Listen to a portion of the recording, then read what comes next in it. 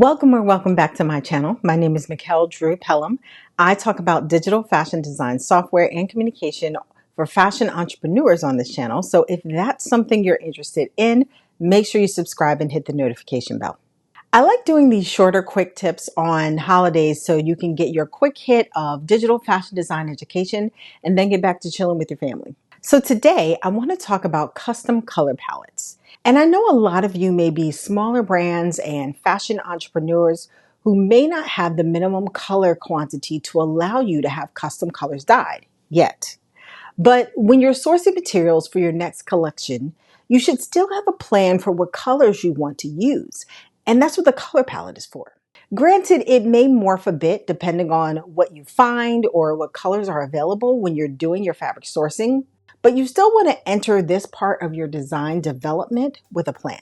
I talked a little bit about creating custom colors in Illustrator in this video, but it was also on iPad, which is slightly different than desktop.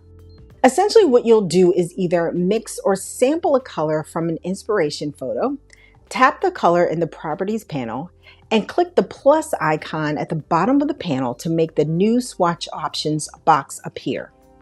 Name your color, and then below that in the color type area, keep Process Color selected and the checkbox next to Global checked. Those two options are really designations for a printer, but in our world, it makes a difference if you're coloring your sketches or if you have more than 27 spot colors, which for us are usually Pantones, in one Illustrator file.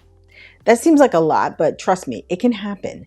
And what will not happen if you hit 28 spot colors is printing.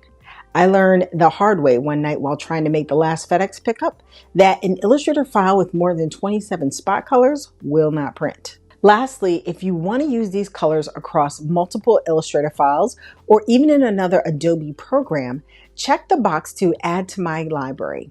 Now, this saves the color swatches in Illustrator so you can access them easily when you're working with your sketches. But if you want a physical reference, maybe to look at or print out and take with you when you're shopping, I would recommend you watch this video, which will walk you through how to create a color board in Illustrator. Thanks for watching today's video. If you're new to Illustrator for Fashion Design, you can check out my Illustrator for Fashion Design playlist.